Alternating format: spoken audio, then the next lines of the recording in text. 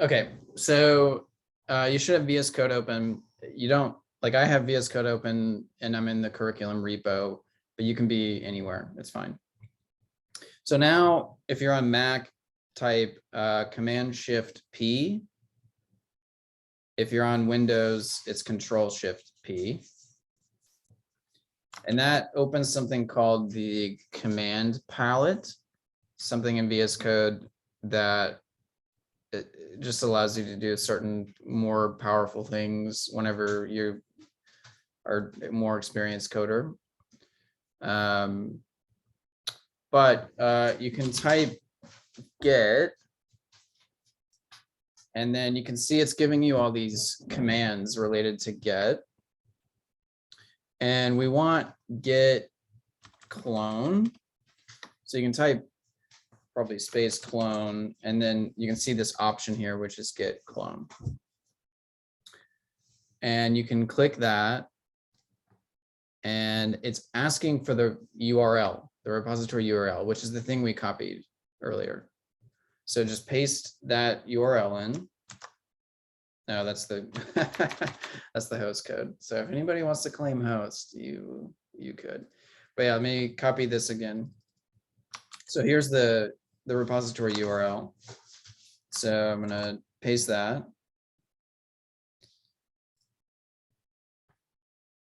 And then it's asking me now where I want to put this. So remember,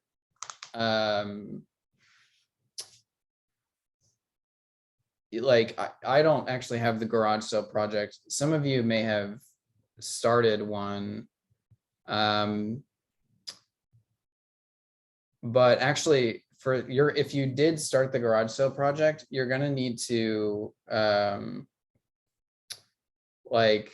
you're gonna need to copy what you did over to this new folder, because when we clone a repository, we have to do it to an empty folder, I think. So I'm gonna make, so you can put this folder, just as a new folder anywhere you want.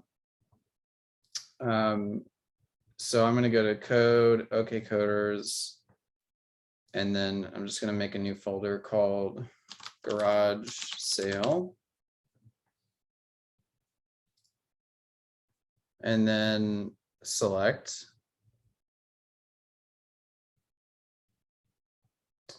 And then it should have worked. It may have asked you for your username and password for GitHub. And so you would just type that in. Well, once you've done that, it should have cloned it, and then it asks you what you want to do, and I can say open it. So I can open this repo, which is just an empty repository. There's nothing in it.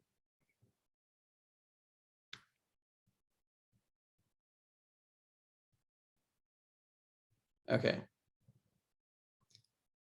So if you did the project, not right now, after class, you should copy, and you can do this just with Finder. So like or like File Explorer on Windows, like you just need to copy your HTML and CSS and JS stuff to this folder. So like you can do that like in here. So like I could go to code, and if I wanted to like copy this file and drag it over to the garage sale folder or whatever, copy it. So you just need to move the code you did for the project to this new folder that we just made. And then once you've done that, you can follow the process that I'm about to show you right now. So we're gonna just add a file to this folder. So you can do that just by hitting new file, and we'll just call this readme.md. MD is a file extension, stands for Markdown. So readme.md, and then we can just put, hello world, or we can just, garage sale project, my code for the garage sale. Okay, so make that new file, put anything in it. It doesn't have to be what I typed, just any text in it, and then save it. And then you should see on the left of VS Code, you should see this branchy thing, and it should have this one in it. And you can click that and it's saying, hey, like you had an empty repo, but then you added this file. Do you want to add that to GitHub? Like, do you want to push these changes to GitHub? Basically sync with GitHub. And so what you do is you just type a message describing your changes. So you may have changed a bunch of stuff, like a bunch of files, and that's okay. Whenever we do that, we typically like give a message or a note about what we did. So we didn't do very much, but I can just say, you know, made readme or something. If you were like working on like a real world project, you may have like fixed a bug where a color wasn't right, and you would say, you know, fix the color on this page or something like that. But once you do that, you can type that message, and then you can click this checkbox right here. And then it's going to ask, would you like to stage all your changes and commit them directly? And so you'll say yes. And then, so it committed our changes. And then there's this little, like down here on the bottom left, you can see this like refresh looking icon. You can then click that, and it's going to sync with GitHub. So hit OK. Oh no.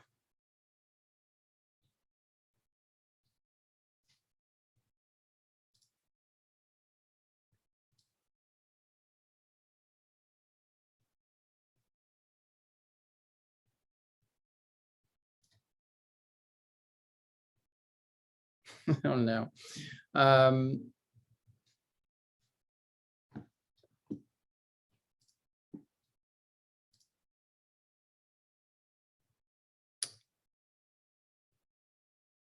Okay, we're gonna have to.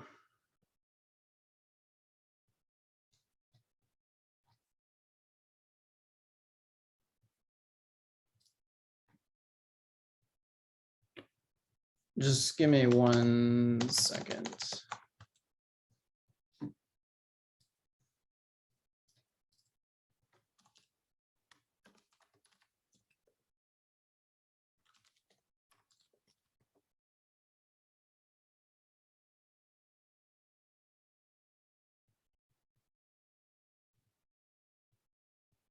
Why not?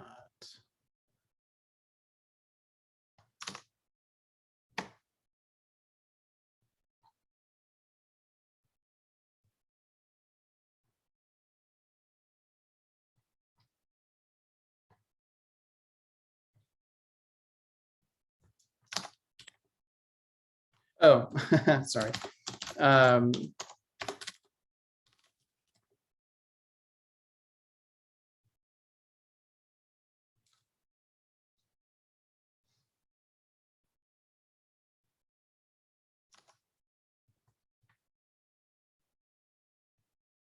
Why did it do that?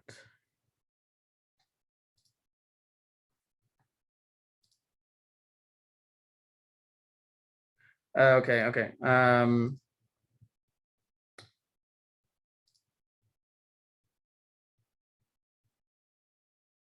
Okay, instead of doing this sync, do up here, do push. So there's this ellipses here.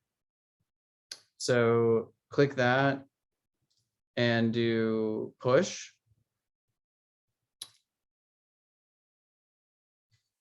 And then it asked me to log in, but I hit cancel, so I may have to. So you should log in if it's asking you to log in.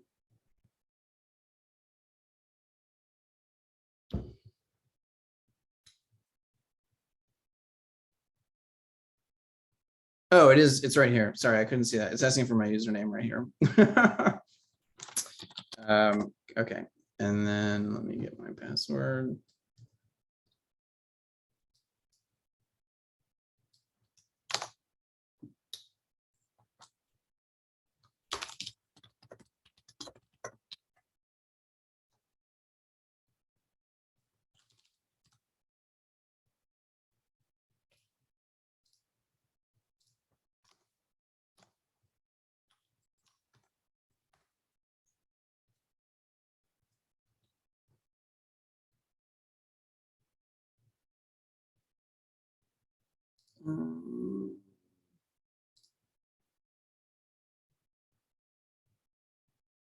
Oh, I guess we can't do that style anymore.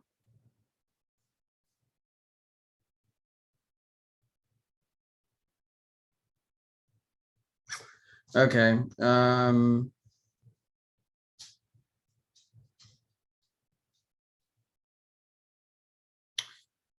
Shoot. Okay. Well, you guys are gonna have to set up an SSH key to be able to do this. And that's gonna be a whole nother lesson that honestly we're gonna need to do. Like some of you might need help in person for that. So I think on Saturday I can show that. How to set up an SSH key, which is how you're supposed to authenticate with GitHub. You used to be able to do username and password, but it looks like they stopped doing that last year. So I guess you could do this token authentication thing, but I'm not really familiar with that. Oh, I guess, or you could try GitHub Desktop. So yeah, I had originally sent you guys the GitHub Desktop article, which I think that might be a good alternative to this, but they've added a bunch of stuff you can do in VS Code. So I thought we would try that just since you already have VS Code. But we're not going to be able to do it with VS Code unless we do this SSH thing that I mentioned. So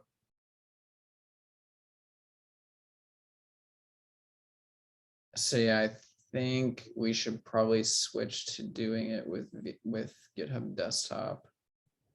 So yeah, we're gonna have to do that Saturday because I already spent enough time showing you this, and I want to get to the curriculum.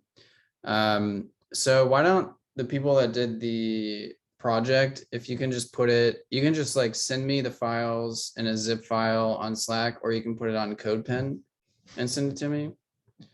And then we'll do the GitHub Desktop style on Saturday so that you guys can start pushing stuff to Git.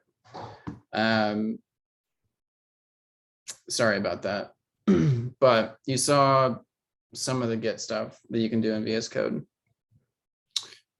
All right, so yeah, let's jump back. Let's jump to the curriculum.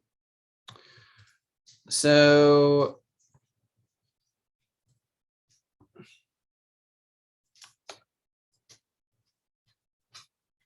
well, I at least want you to see something cool, which is like it's not gonna let me do that. I at least want you guys to see like this look cool. So I'm gonna do SSH, which I don't know why they're even offering HTTPS if you can't do if you can't push with it. But this is SSH is like how I typically authenticate with GitHub.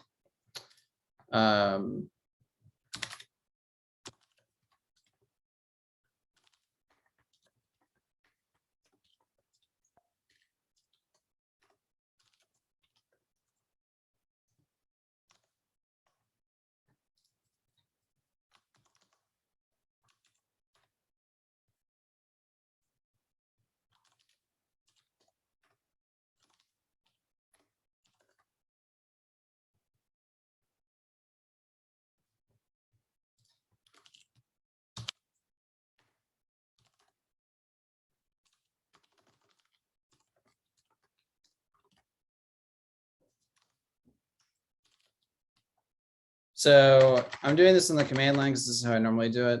But before, like we had made this, we added this README to the garage sale project, and then we committed that README and wanted to push it up to GitHub. So I'm going to do that same process again, but this is on the command line.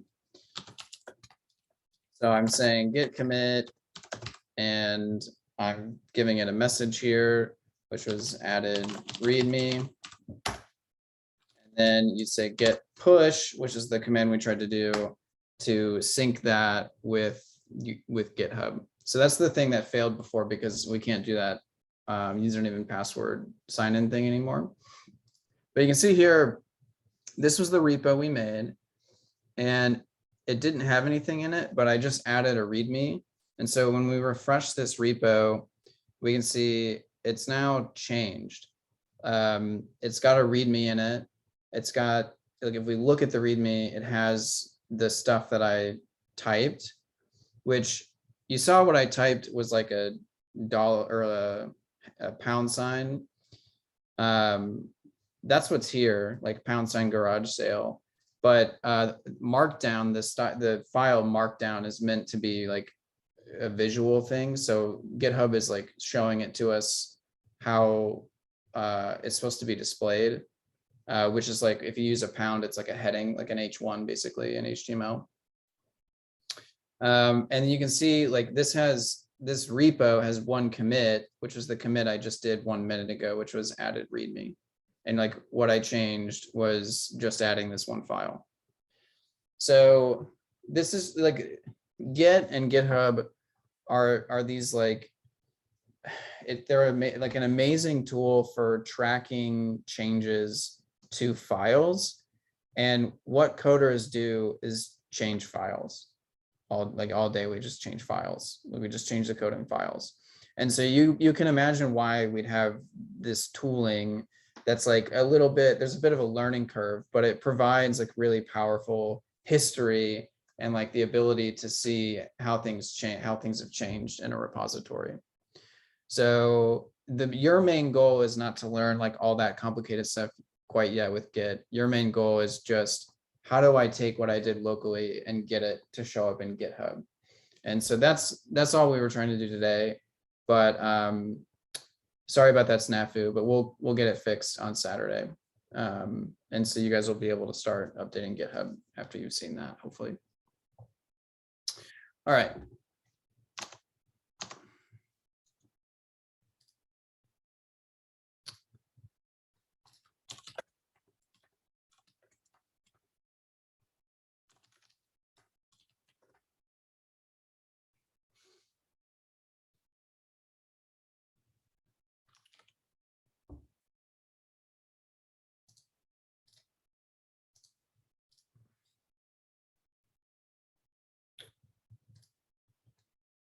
Okay, so for today's class, you were supposed to, this is day 7. So you were supposed to, there's a few other things in here, but the main thing that you were trying to learn for this class is this new thing called an object.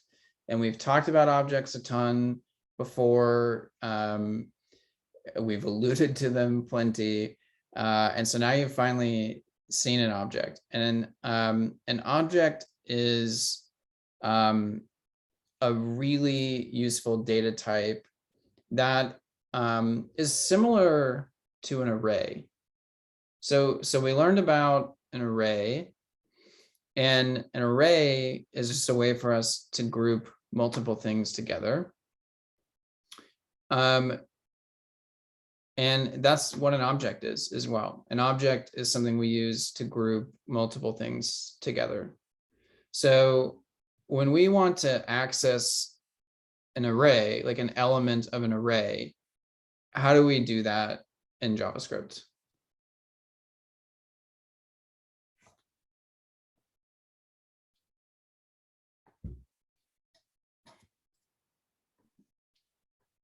We index it.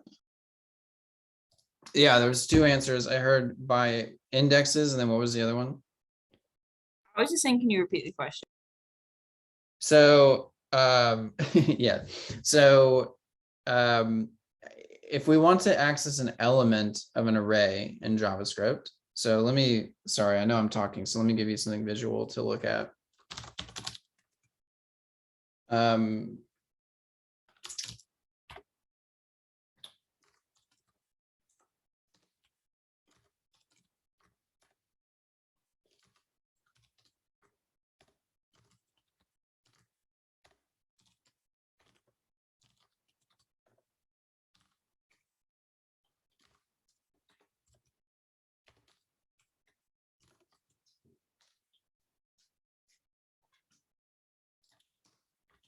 So yeah, we've learned, what I'm saying is, we've learned about arrays. That's something useful in JavaScript for grouping together multiple pieces of information.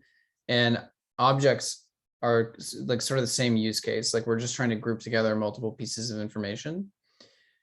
But in an array, if we want to access a particular element, how do we do that? Like, what's the syntax, or like, just in theory, like how do we access an element of an array? Would it be the array name and then brackets and then whichever part of the array you're trying to get to? Yeah, that's correct. And so that's like the correct syntax for it. And then someone mentioned by index, which like is sort of like the way that they are identified, the elements of an array, the way they are identified is by their position in the array, which is also known as sort of their index. So yeah, we access it with 0, 1, 2, 3, 4, or whatever, based on how many elements there are in the array. With objects, it's different. There is no position really in an object. There is no order. There's what in an object for to identify a particular element in the object.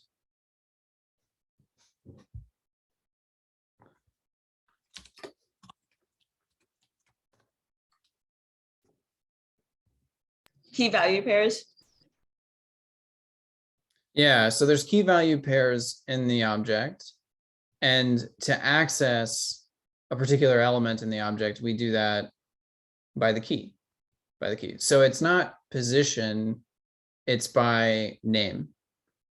And you choose the name. You choose whatever name you want for the key, as long as there's no spaces in it. So arrays are by position, objects are by name. And by name is really helpful. And we'll see like how it makes our shopping cart in our garage sale or in our e-commerce website a lot easier now that we can use an object. So yeah, it's by name. And so how do I, if I'm making a new object here, and I want to have someone, I want to track someone's name and age. So yeah, I want to have an object that's got my name and my age. So Zach and 32. So what do I type for that? Does anybody know?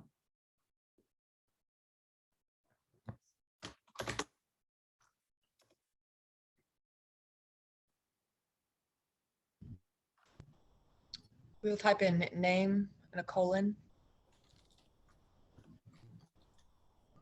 And then what? Comma.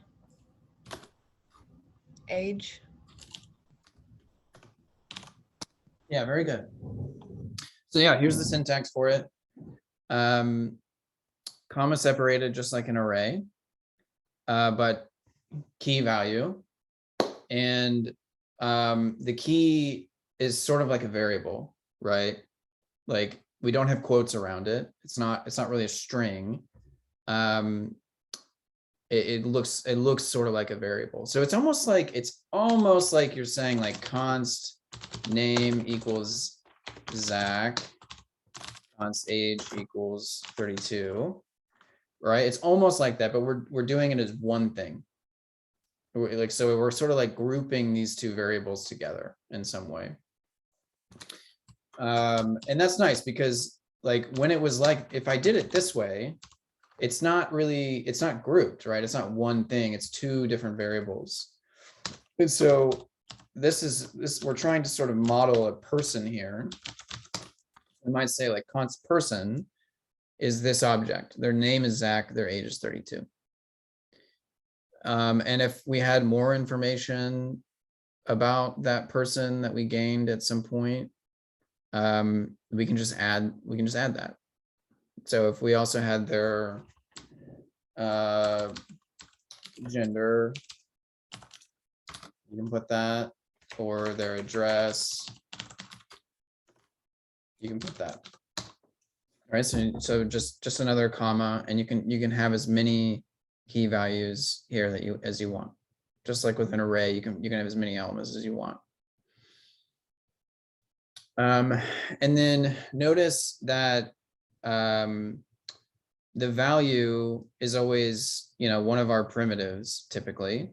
So a string or a number or a Boolean, those are all fine to use. But you can also, like, you can put in here whatever value you want. So you can put an object, another object, or like an array if you wanted to. So an object is a very, very dynamic like thing that can hold as much information as you want in whatever form you want. And I can so we can quickly see cases where it's useful to then like have an object with an object in it, or an object with an array in it. So for example, like with our shopping cart, we may have like if you think about like Amazon, like you're logged in, and so they have like const shopper. They don't have this like literally, but like const shopper equals, and then they have your information. They have like name is Zach, and then they probably do have your age, and then they do have your address.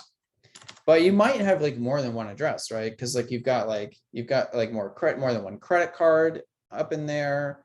You've got more than one address typically because you moved and stuff. And so they may not have like address, they may have addresses.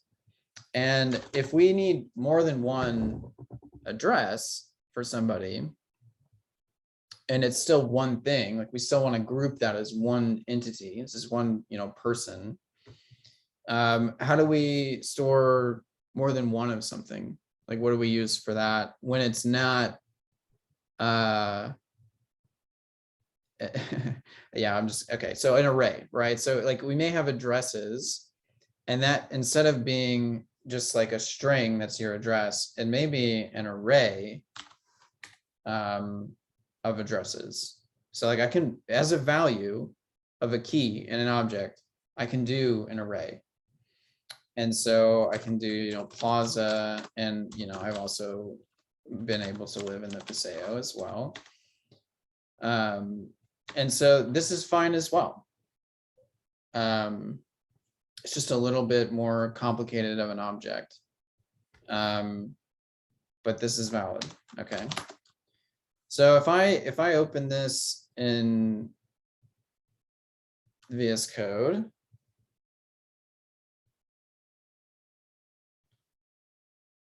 or sorry, if I open this with live server and then open the console.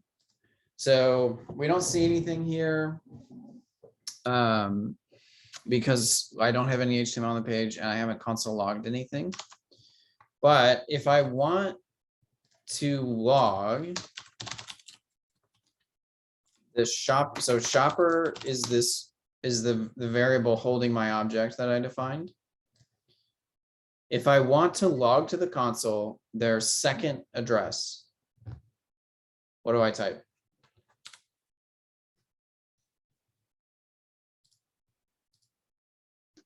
Brackets 1.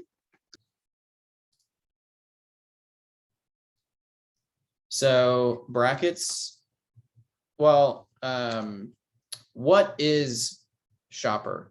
Like what type is that?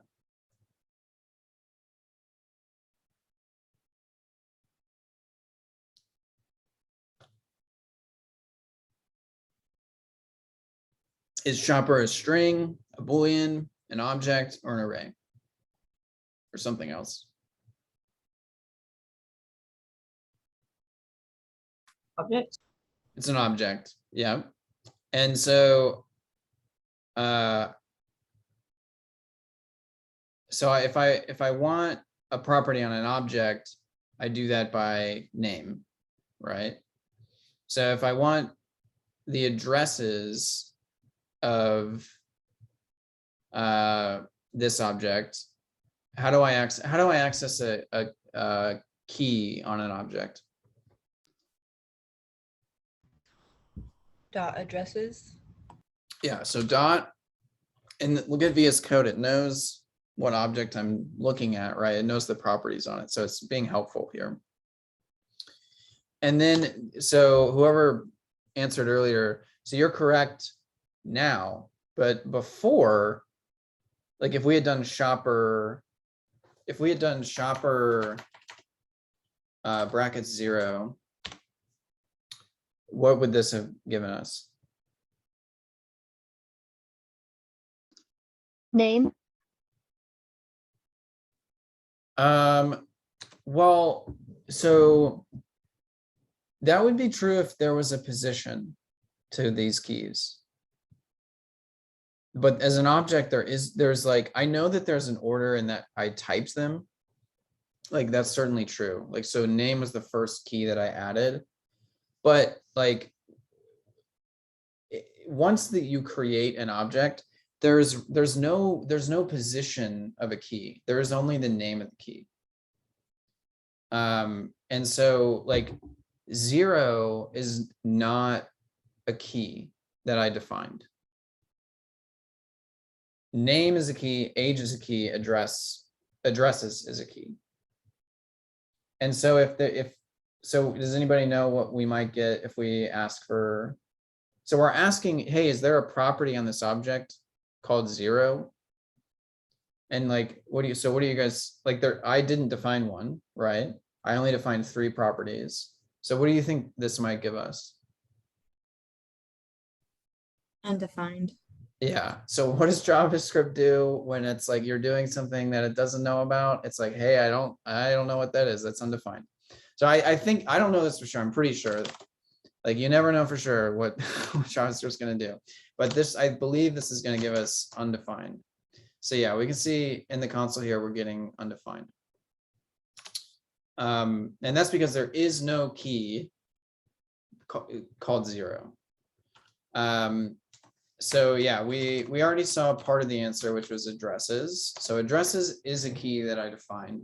And then, yeah, so now if we want the second address, so now, like what type is shopper.addresses?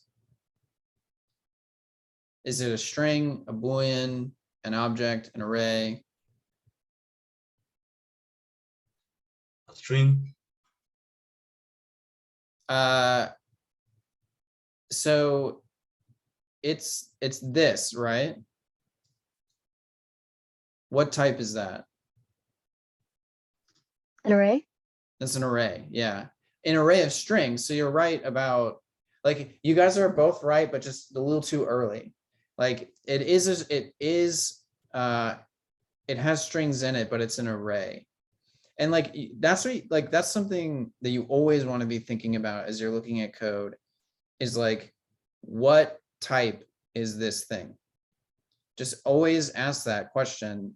And then like, okay, if it's that type, what can I do with that type? So what type is shopper? Object. What can I do with an object? I can look up keys or key value pairs. And so we had an object and we knew we could look up keys with it. We knew that addresses is one of the keys. So we ask for the value that's in the addresses key.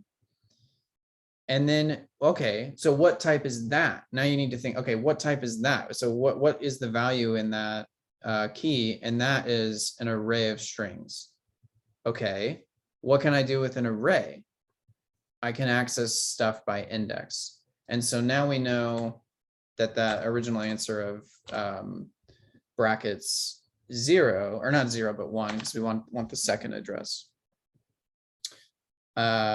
is how we get the second address of the shopper.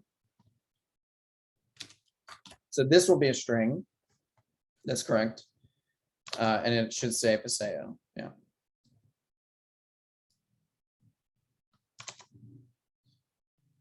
Okay.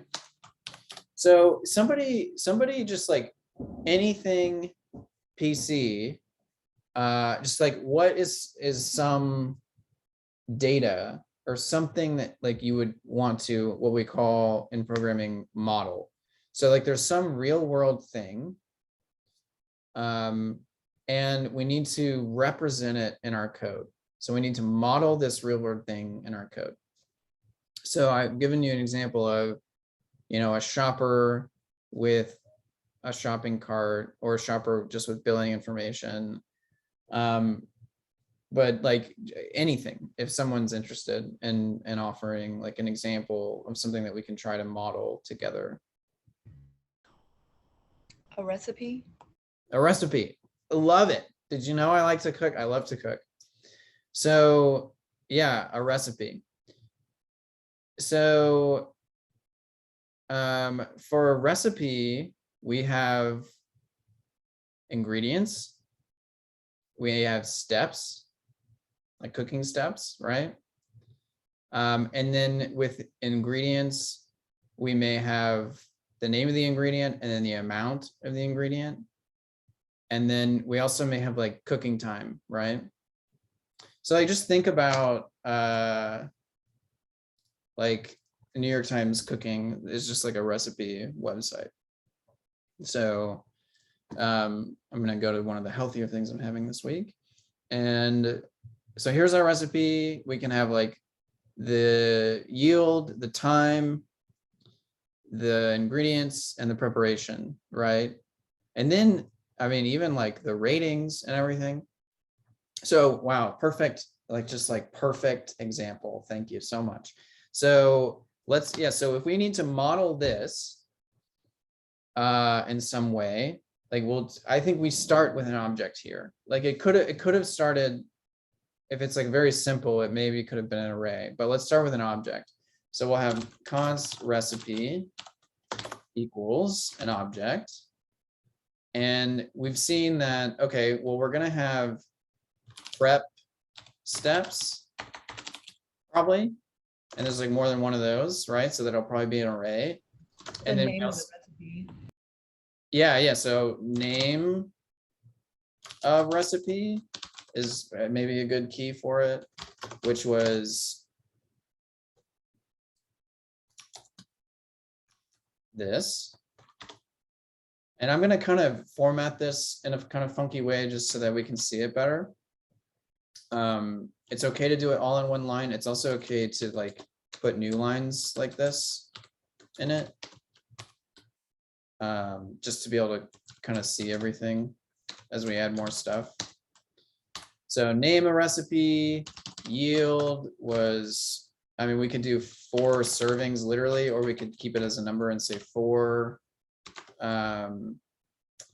Time, I mean, this like this might be an object, which is like amount 30 and then unit minutes, you know, or it could have just been a string that said 30 minutes. Steps. Oh, I know, I already did that. Ingredients. Spelled that wrong. Okay, so for prep steps, like these are ordered, right? And our array is ordered. So we'll just put them in the array in the right order. And for these, it's just a string. Like, so for the prep steps, we're just gonna have a string of all this. I'm having so much fun. I love cooking. I love modeling data.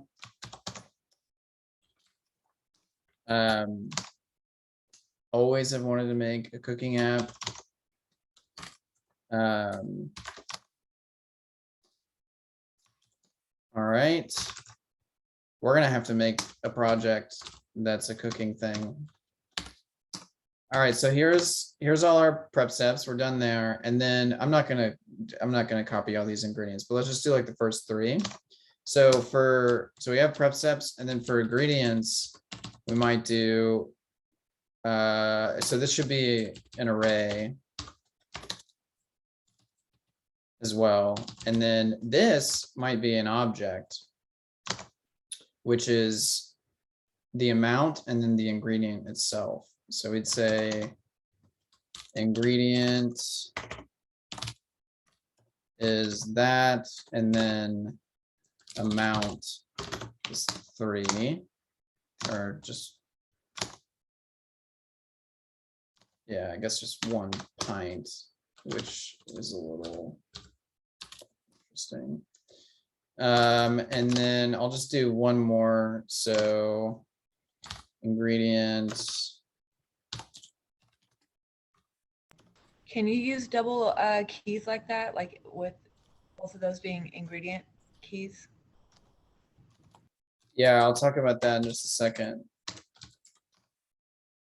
And this was amount. I guess I'll do that. Oh. Okay, so the question was, can I do multiple? Was it, are you talking about these keys here, ingredient and ingredient? Or are you talking about? Yeah, the objects inside of the ingredient array, like the ingredient array is called ingredients, the key right there, and then these down here, like the actual name of the ingredient. Yeah, so we've got, so it's ingredients, just to make, there is an S, because I'm doing an array. Okay. And then I'm doing ingredient. But so what, someone super brave, tell me the type of ingredients here. What, like, so the, sorry, not the key, but like the value that is in the key ingredients, what type is that? An array, It's an array, that's correct, of what? objects. Of objects, yeah, it's an array of objects. And that's a very common pattern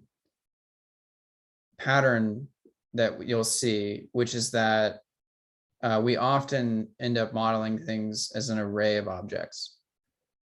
And so it's, yes, it's an array of objects, and then each element of the array is an object with the same keys, ingredient and amount. Which, I mean, when you look at this, it makes sense. Like there's this, and then this, and then there's a bunch of those. So like there's 1, 2, 3, 4, 5, 6, I don't know, 15 ingredients here, right? So there's 15 ingredients.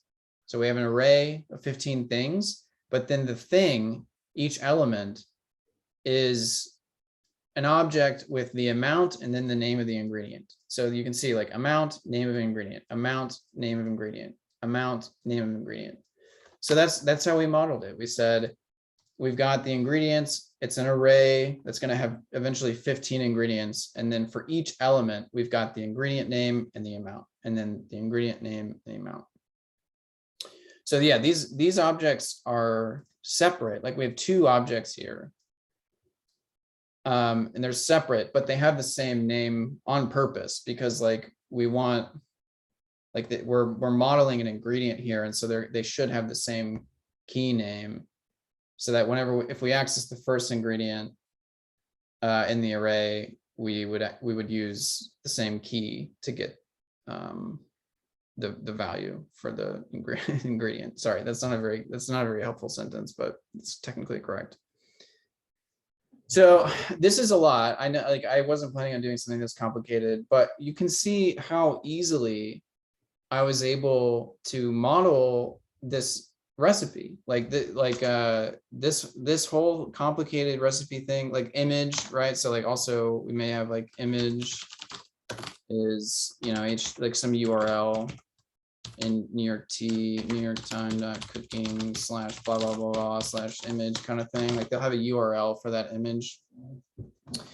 So it's like, it was like so easy to take all the information on this page and then model it as an object in JavaScript, but a complicated object, at that. I get that. Like there's like there's complicated stuff going on here. But like you just get so used to it thinking this way that it gets pretty easy. So yeah, we've got an object, we've got a few different keys. Some of those keys have simple values. Some of them have another object. Some of them are an array, and some of those arrays then have another object. But I think if you looked at this long enough, it would make sense to you. And let me see if I can show you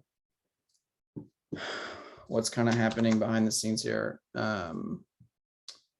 They may, let me see.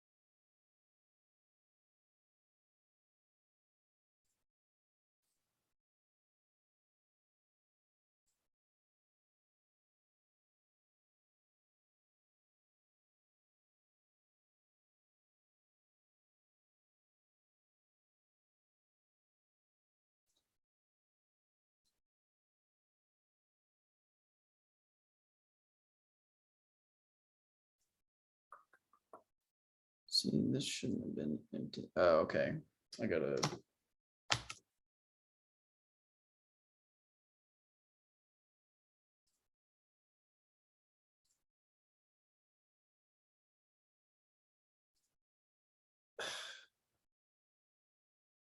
Oh.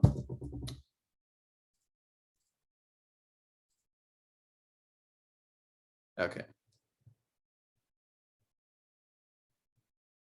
Yeah. Okay, check this out. Okay. So this is like, I just modeled this. This is like, when you visit this site, they have a template for how a recipe should look. And they're like, they make the HTML and the CSS, and it's like, here's where all the information should be laid out. But then when you actually hit this page, it asks for the data from a server. And the server responds with literally an object that's going to be very similar to what we just modeled. So you can see, like, here's an object, it has like an ID, and then it's got a recipes thing, which is an array of objects. But then one of them is the recipe that we were looking at, which is, I think this might be the sidebar that I just looked at, actually. Yeah, because there's like these up here that it's showing as well. So I think I'm looking at the data for one of these up here, not the main one, but it's the same thing. So you can see, like, here's the name, cheesy white bean tomato bake. And then they have a key called created at, which is just like when the recipe was made. Yield, 4 servings. Image URL, here's the image URL. So like we can take this image and just open it. And like, there's the image, right? And then ingredients. Here's the ingredient, 1/4 cup extra virgin olive oil. Like, so ingredients is an array of objects. 3 fat garlic cloves, thinly sliced. So they didn't model it the same way I did. But you can see, like, this is literally how the world works. Like this website, like they're getting this data to show the recipes in the format that we're sort of modeling now. So that should be kind of cool. So for you to see. So we did that manually here, but this is how they actually, not exactly, but it's roughly how they store their information as well. Okay. Sorry, we're over, and I want to try to keep I don't want to go over on Wednesdays just because it's people's weekday. So I was planning on us going longer on Saturday anyways, but I think we should go maybe even longer just to make up for today. So I'll record it. If you can't, if you have something on Saturday, you'll be able to see it. But I would like to go at least 2 hours on Saturday, if that's okay with everybody. So just plan on that. It's our last class anyways. And yeah, because I want to finish talking about some stuff related to this, get you guys going with GitHub. And then I want to spend a decent amount of time kind of cleaning up and fixing our garage sale with some of the stuff that we've learned just now, and then also what you'll be learning over the next few days. So yeah, so let's stop there. I think I got so excited about the cooking stuff and the modeling data stuff that I just like went on, showing you something very complicated. But I think hopefully at least you kind of saw the power of what you can do with an object, which is like represent complicated data really easily in your code. So yeah, I'll stop there. Any questions or anything before we sign off?